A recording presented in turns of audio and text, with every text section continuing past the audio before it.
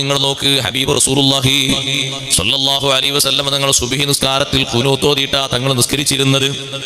തങ്ങൾ ഖുനൂത്ത് ഓതി നിസ്കരിച്ചിരുന്നു. അതുകൊണ്ടല്ലേ ഇമാമുകളൊക്കെ അത് സുന്നത്താണ് എന്ന് രേഖപ്പെടുത്തിയത്. ഖുനൂത്ത് ഓതിയിട്ട് തങ്ങൾ നിസ്കരിച്ചു എന്നുള്ളത് അനസ് റളിയല്ലാഹു അൻഹു റിപ്പോർട്ട് ചെയ്ത ഹദീസാണ്. പക്ഷേ നിങ്ങൾ നോക്കൊരു പുതിയ നിസ്കാരം ഉണ്ടാക്കി, ഖുനൂത്ത് ഇല്ലാത്ത നിസ്കാരം. സുബ്ഹാനല്ലാഹ്, നബി സല്ലല്ലാഹു അലൈഹി വസല്ലം തങ്ങൾ ഖുതുബ ഓതി.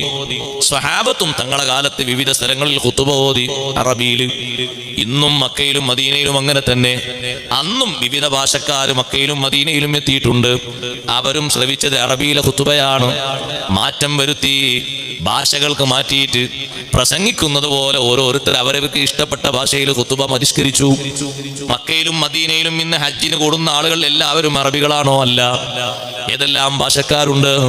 അന്നും ഉണ്ട്. ഹബശയിൽ നിന്ന് വരുന്ന ആളുകളുണ്ട്, പേർഷ്യയിൽ നിന്ന് വരുന്ന ആളുകളുണ്ട്, റോമിൽ നിന്ന് വരുന്ന ആളുകളുണ്ട്, വിവിധ ഭാഷ സംസാരിക്കുന്നവരുണ്ട്.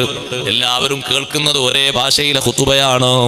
മുത്തുനബി സല്ലല്ലാഹു അലൈഹി വസല്ലം അവർക്ക് മുന്നിൽ ഓതുന്നത് അറബിയിലെ ഖുതുബയാണ്. സ്വഹാബത്തും ഓതിയത് അങ്ങനെയാണ്. പരിഷ്കരിച്ചു, മാറ്റം വരുത്തി. അങ്ങനെ പലതും ഒന്നും രണ്ടും മൂന്നും അല്ല. ബിദഅത്ത് കൊണ്ട് ഇസ്ലാമിൽ നിന്ന് പുറത്തു പോയിട്ടില്ല, പക്ഷേ ചില ബിദഅത്തൊക്കെ അവർ സ്വീകരിച്ചു.